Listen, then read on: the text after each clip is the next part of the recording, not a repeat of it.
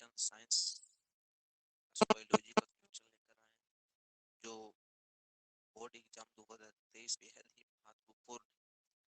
ये one liner question दोस्तों, मात्र क्वेश्चन, और इनसे आपको 3 से 4 नंबर पक्का आएगा अगर आप इनको अच्छी तरह से याद। बने रहें और चैनल को सब्सक्राइब करें, शेयर जरूर करें, दोस्तों को भी जोड़ें।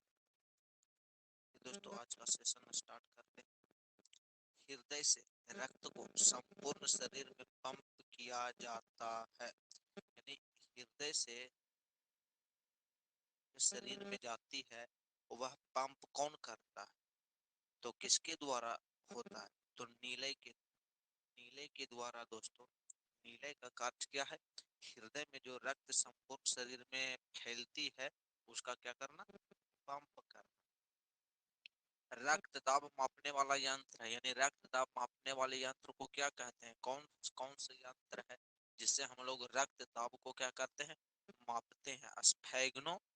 स्फेग्नो मैग्नोमीटर से रक्त दाब को हम लोग क्या करते हैं? मापते हैं। तीसरा नंबर की रक्त का कौन सा अवयव घायल घायल स्थान से रक्त स्राव को मार्ग को रक्त का थक्का बनाकर अवरुद्ध करता है? प्लेटलेट्स। प्लेटलेट्स है। मंड परीक्षण के लिए हरी पत्ती पर आयोडीन डालने से पहले पत्ती को एल्कोहल में उबाला जाता है। क्यों? मंड परीक्षण करने से पहले पत्ती पर आयोडीन डालने से पहले पत्ती को एल्कोहल में उबाला जाता है। क्यों उबाला जाता? तो क्लोरोफिल को घोलने के लिए एल्कोहल से क्या किया जाता? उबाला जाता है। स्लाइड को सर्वप्रथम कंपाउंड माइक्रोस्कोप से देखा जाता है, यानी स्लाइड को सर्वप्रथम जो कंपाउंड है माइक्रोस्कोप से देखा जाता है। किस आधार पर देखा जाता है? तो 10x पर, यानी इसे क्या किया जाता है? देखा जाता है। अगला क्वेश्चन दोस्तों, तिलचट्टा का श्वसन अंग है। तो मैंने पूछ रहा कि जो तिलचट्टा है उसका श्वसन अंग क्या है? वह किसके माध्यम से श्वास लेती है? तो ट्रैकिया के माध्यम से। जैसे हम लोग नोज यानी नाक के माध्यम से लेते हैं, तो तिलचट्टा ट्रैकिया के माध्यम से लेती है। मछलियां किस अंग के द्वारा श्वसन करती है? मछलियां हैं जो किस अंग के द्वारा श्वसन करती है, किस अंग के द्वारा सांस लेती है? तो गिल्स के द्वारा मछलियां। ऑप्शन क्वेश्चन नंबर 8, पौधों के पत्तियों के रंध्रों द्वारा वाष्प के रूप में निष्कासन की क्रिया को क्या कहते हैं? यानी पौधों के पत्तियों के रंध्र, यानी पौधे के पत्तियों में जो छिद्र होती है और उसके द्वारा जो वाष्प क्या होते हैं? निष्कासित यानी निकल जाती है, उस क्रिया को हम लोग क्या कहते हैं? वाष्प सर्जन कहते हैं। पौधे हरे क्यों होते हैं? पौधे हरे क्या है? पौधे हरे क्यों होते हैं? क्यों होते हैं? क्योंकि पौधे में क्या क्लोरोफिल पाया जाता है, और क्लोरोफिल के कारण पौधे क्या होते हैं? ये होते हैं। कौन सी क्रिया के लिए अनिवार्य है? यानी कौन सी ऐसा क्रिया है जीवों के लिए, मनुष्य पशु पक्षी, यानी कीड़े मकोड़े सभी के लिए अनिवार्य है? कौन सा क्रिया? तो श्वसन एक ऐसा क्रिया है मित्रों जिसके सभी अनिवार्य है। अगर श्वसन या अगर हम लोग सांस नहीं लेंगे, रह पाएंगे? नहीं रह पाएंगे। किसी भी प्रकार का कोई जीव जंतु जीवित नहीं रह पाएगा। स्रावी ग्रंथि वृक्क के दोनों ओर ऊपर स्थित होता है। कौन स्रावी ग्रंथि है जो वृक्क दोनों ओर ऊपर स्थित होता है? तो अधिवृक्क ग्रंथि है जो वृक्क के दोनों उपस्थित होता है। अधिकतर पादप नियंत्रण उत्पन्न होता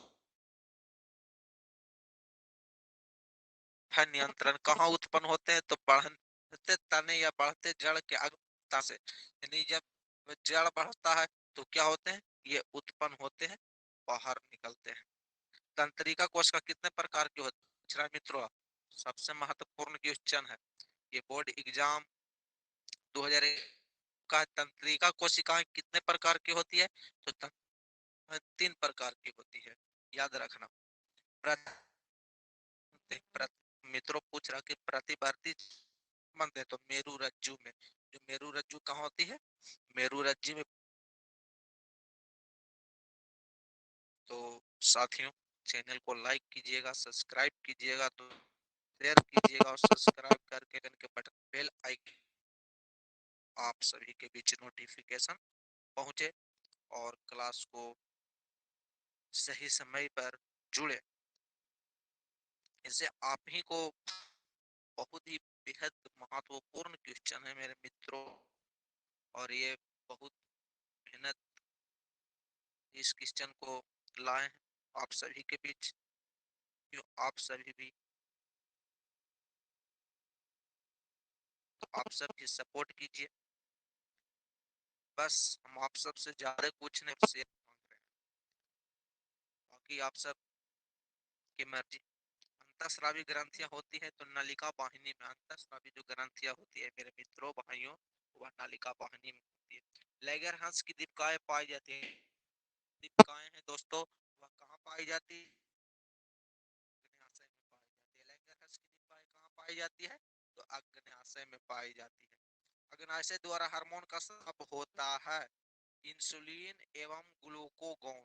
अग्नाशय द्वारा जो हार्मोन का स्राव होता है, हार्मोन जो निकलता है, कौन सा हार्मोन निकलता है? तो इंसुलिन एवं ग्लाइकोगोन का स्रावन होता है। पत्तियां का मुरझाना किस पादप हार्मोन के कारण संभव है? पत्तियां जब पेड़ पौधे की पत्तियां मुरझा जाती है, सूख जाती है, वह किस किस हार्मोन के कारण होती है? तो एब्सिसिक अम्ल के कारण। अगर पत्तियां में एब्सिसिक अम्ल नहीं होगा तो पत्तियां क्या होगा? मुरझा जाएगी। अबटू ग्रंथि को थायरोक्सिन हार्मोन बनाने के लिए आवश्यक है। अबटू ग्रंथि को थायरोक्सिन हार्मोन बनाने के लिए क्या आवश्यकता हो पड़ती है? तो सोडियम आयोडीन, यानी सोडियम और आयोडीन अबटू ग्रंथि को थायरोक्सिन हार्मोन बनाने के लिए आवश्यकता पड़ती है। अगला क्वेश्चन 20, हमारे शरीर में नियंत्रण एवं समन्वय का कार्य तंत्रिका तंत्र तथा और कौन करता है? हमारे जो शरीर है दोस्तों, मेरा जैसे में हम लोग का जो शरीर है उसमें नियंत्रण एवं समन्वय का कार्य तंत्रिका तंत्र। एक तो तंत्रिका तंत्र करता है, कौन कौन करता? हार्मोन, हार्मोन का तथा हार्मोन करता है। एक तंत्रिका तंत्र, एक हार्मोन। अगर हार्मोन नहीं रहेगा तो हमारे शरीर पर क्या होगा? नियंत्रण नहीं रहेगा। वह प्रकर्म जिसके द्वारा जीव अपनी जैसे संतान की उत्पत्ति करते हैं क्या कहलाता है? वह प्रकर्म या निषेचन कहलाता है। क्या कहलाता है? निषेचन कहलाता है। कोई पूछेगा दोस्तों इस तरह से भी कि निषेचन किसे कहते हैं? वह प्रकर्म जिसके द्वारा जीव अपने जैसी संतान की उत्पत्ति करते हैं उसे निषेचन कहते हैं। दोस्तों जनेज कितने प्रकार के होता है? तो जनेज होता है दोस्तों दो प्रकार के होता है। अगला क्वेश्चन, स्त्री केसर पर के आधारित भाग को क्या कहते हैं? अंडाशय। तो स्त्री केसर पर आधारित भाग होता है मित्रों, उसे क्या कहते हैं? अंडाशय कहते हैं। तो आई होप साथियों आज का सेशन आप सभी को अच्छा लगा होगा, और आप सब मित्रों भाइयों चैनल को सब्सक्राइब करना ना भूलिएगा। और ये महत्वपूर्ण क्वेश्चन है आप सभी के बोर्ड एग्जाम 2023, तो प्लीज आप भी एक सपोर्ट करें।